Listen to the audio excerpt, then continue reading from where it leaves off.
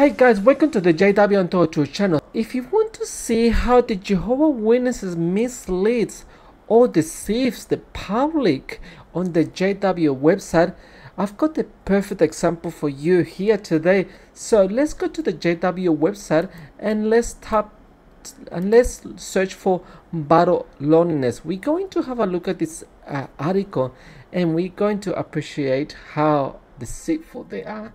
So this is the article that we want to see, battle loneliness. So let's have a quick read at this article and let's have a look at the point that we want to see how deceitful they are. So it says, battle loneliness by helping others. What the Bible says: people around the world feel lonely and disconnected from others. Some health experts believe that helping others is a way to combat such feelings. Helping others in need can give meaning to our lives and help combat feelings of isolation or disconnection. U.S. National Institutes of Health. The Bible offers practical advice on what we can do to assist others. Applying what it says can help us to battle feelings of loneliness. What can you do? Be generous. Look for opportunities to spend time with others, especially in person. Be willing to share what you have. When you do, they are likely to respond with gratitude, which fosters friendship. Bible principle: practice giving and people will give to you. Invest in others. Look for ways to help people who are going through a hard time. That could include compassionately listening to them or offering to do practical tasks that will lighten their load. Bible principle: a friend is there to help in any situation. For more information on how you can maintain good relationships with others, read the article Family Life and Friendships.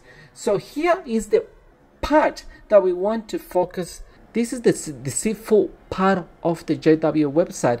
You are invited as Jehovah Witnesses. So this is telling the public what Jehovah Witnesses do or are. We meet together twice each week to build, listen to this, Jehovah Witnesses wants to build strong relationships with those in the communities. Is that so? Or is that a true thing from the Jehovah Witnesses or from the governing bodies to say this, that the Jehovah Witnesses wants to build strong relationships with the communities? Well, let's have a look at the evidence. Let's have a look what the governing body, what the watchtower, what the Jehovah Witnesses leaders teaches the Jehovah Witnesses about community. Let's have a read some of these amazing articles that the Jehovah Witnesses leaders have said. And I know, Jehovah Witnesses, you hate people quoting your own articles, your own magazines, your own books. You have such a hatred to your own books. But this is how we get to know what kind of people your leaders are, or why you've been taught to about the public, about governments, about everything you guys believe. So let me quote what the governing body or what the Jehovah Witnesses leaders have said about communities, and if that is really a true thing that the Jehovah Witnesses wants to build a strong relationship with the communities. So let's have a look at the first part of evidence we have here. So we got the first watchtower, March the 15th, 1997. The watchtower cover is "Faith in God should a call for a miracle." And the article we want to see is on page 25, should your child go to a boarding school? And let's have a look what the article says about communities or about worldly people, which is the same as the community. So on page 26, we read, "This moral and spiritual decline is global, presenting a challenge to Jehovah Witnesses in living with Bible principles." This is the main part. Students who come home every day find that even the limited association with worldly community, schoolmates can exert a powerful negative influence on their spirituality. Counteracting that influence can be quite a struggle for Witnesses' children, even with daily support, counsel, and encouragement from their parents. So they're saying that the communities or worldly people, schoolmates, can exert a negative powerful influence in the Jehovah Witnesses kids. So that is not really building a strong relationship with the communities, is it? But that's not it. We got a couple more evidence how the Jehovah Witnesses considers the communities or worldly people. Let's have a look at the next evidence. So the second watchtower we've got here is the watchtower April the 15th, 1993. And let's have a look at the article we've got here about communities, about building strong relationships with communities. So the article is Youths, What Are You Pursuing? On page 14. And the article we want to see is on page 16, paragraph 9. And it reads, so keep clear of unwholesome associates or communities or worldly people. So keep clear of unwholesome associates, which in fact are the worldly people or the communities. Limit your association to spiritually minded Christians or Jehovah Witnesses only, who really love Jehovah. Be careful even of youths in the congregation who are negative or critical. As you grow spiritually, your taste in friends will likely change, says one teenager witness girl. I have been making new friends in different congregations. It has made me realize how unnecessarily worldly friends are. So, two main points here. Keep clear of unwholesome associates, which is communities or worldly people, and limit your associations to spiritually minded Christians, which are Jehovah Witnesses only. And it says, for example, here a young witness girl says, it has made me realize how unnecessarily worldly friends are. So that again is not building strong relationships with the communities.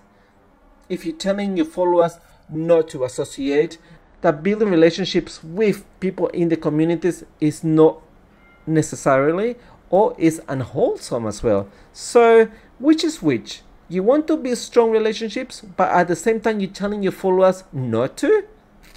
So are you being deceitful, Jehovah Witnesses leaders? But hold on, this is not it. We got another example for you here.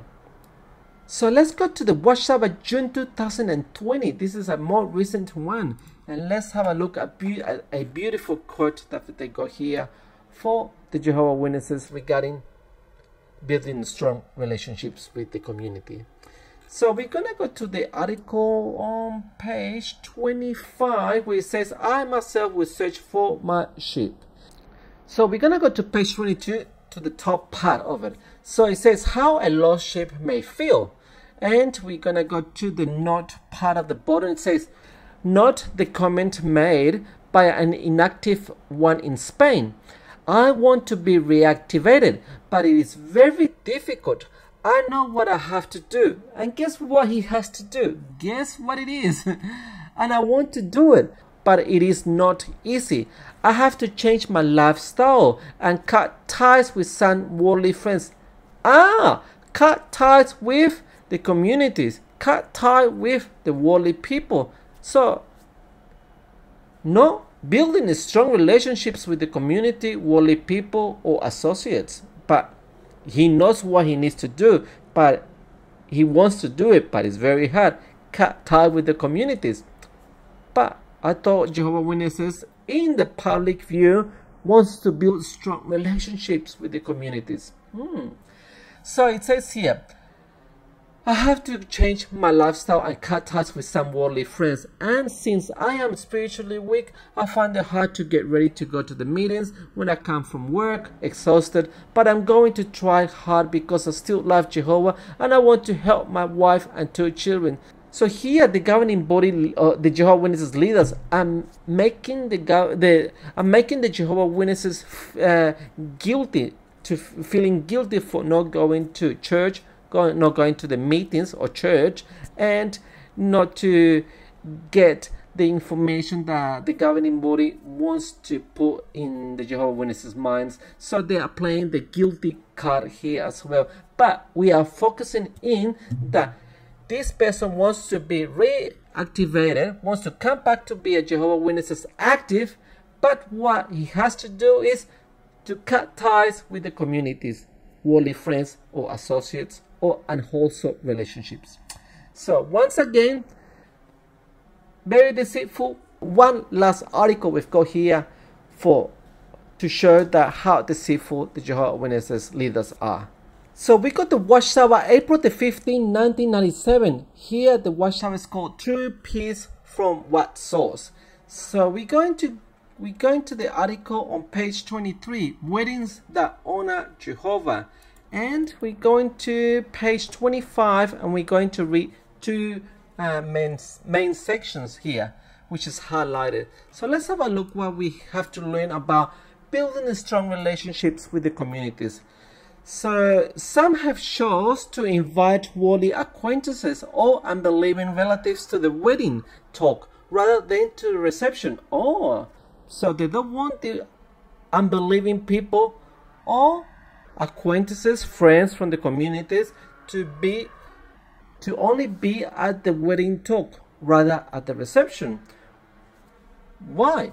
Well, there have been cases when worldly relatives created such an embarrassing situation at a wedding reception that many brothers and sisters felt that they could not remain. Some couples have arranged to have only a small dinner with those family members and Christian friends. So they're saying that they'd rather have only close family members and Christian friends instead of inviting worldly acquaintances. That's not building strong relationships. And not every single person that are invited to weddings, they behave unruly. But of course, they have to paint the non-believers in a bad way, of course. The cake and champagne moment has sometimes been a signal for worldly people to cut loose. Again, painting the worldly people in a bad way. In fact, many Christian couples have decided not to have any alcohol at wedding receptions, thus avoiding problems. So apparently only worldly people drink too much. Not Jehovah's Witnesses at all. No, not at all. Especially governing bodies. So yeah, there we have it. So are they trying, by putting these articles, are they trying to promote strong relationships with the communities by not inviting them to weddings, or only to the wedding talk, not to the reception? Or maybe it costs too much money to invite them to the reception and they have to pay more for alcohol, more for dinner, maybe, I don't know. But yeah, so these articles are not promoting strong relationships with communities, but the public website, it says the Jehovah's Witnesses are trying to build strong relationships with the communities, with unwholesome people, with worldly people. Have they really been teaching this all this time? I think that's a big fat no. So we've got the 4 watchtowers that we had a look at here. Watchtower 1997, March 15, limited association with worldly schoolmates. Watchtower 1993, April 15, keep clear of unwholesome associates, worldly people as well. Watchtower 2020, June, an inactive person knows what he needs to do, wants to do it, and he needs to know. He knows what he has to do, which is to cut ties with worldly friends or the community. And the last one that we just saw was Watchtower 1997, April 15. Worldly people invited to wedding talks only, not to the reception. And even to the point that they will only invite Christians, friends, and family members to weddings. And also this article showed that even some Jehovah's Witnesses, even if they go as far as inviting some unbelieving people, they won't provide alcohol, because only worldly people go wild, apparently. Let's not mention the governing body again, please. Let's move on. Alright guys, thank you so much for watching this video, and let's see what we can find for the next one.